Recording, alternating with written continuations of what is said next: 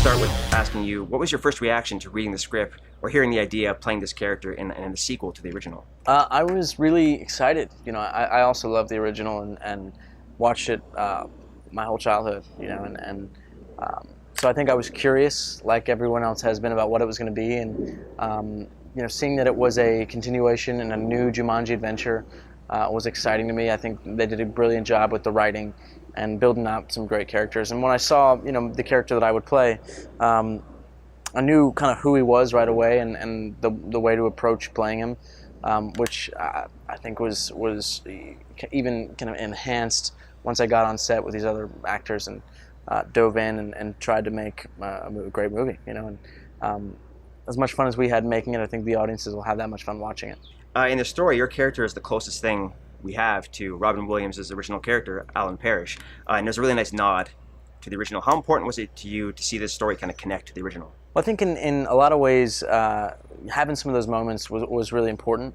And even for us, to connect some of the dots on Jumanji and what it was, and the sort of mystical powers of the game and everything else. And so Alan Parrish was an important piece to that. And then for my character, I think that it was a really exciting opportunity to have some of those elements. The thing that we all had to play was the youthfulness of the characters, because they are in this game in their youth.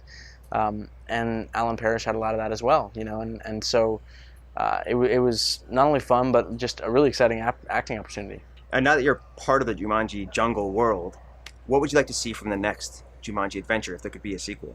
Ooh, I'm not sure. If there was a sequel, I just hope I'd be in it. I'm not sure, but I think there's so many places you could go with this, and even new characters you could introduce. And I think that the brilliant thing about this story is that each one of these characters, the four main heroes, goes on an incredible journey and grows so much over the course of the hour and a half that you're watching the film. But you'd be, I think, down to see more of that. You're sort of playing a character who's playing another character. If there is like an opportunity to do this sort of thing again, what sort of character would you like to play as? Because it could be someone totally different next time, right? It could be. I hadn't even thought about that. Yeah. I don't know. I think that there's so many ways you could go about it. I think that it'd be funny if another actor was the guy that I would be playing, with a really distinct, maybe like a Christopher Walken became my avatar.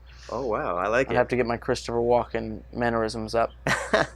Well, I have a fan question from @JermaineLucier on Twitter, and he says he's a big fan of your work and he's seen you in concert many times. Cool. He asked if you and your brothers were playing this version of the video game, which avatars would best fit each one of you? Well, I would be The Rock, obviously.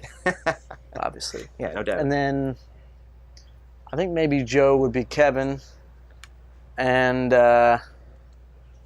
Kevin would be probably my avatar.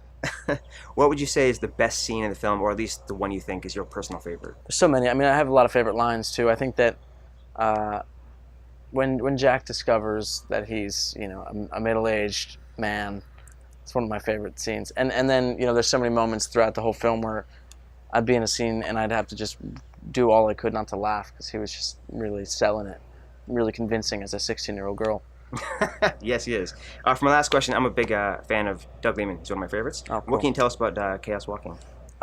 It's a crazy story and based off the book series. And I think that another one where I got to work with a director that I absolutely love, and my castmates were incredible, from Daisy Ridley and Tom Holland, Mads Mikkelsen, David. There's just, the list goes on, and it's one of those things where I would look up on set every day and go, okay, well, I'm just really happy to be here.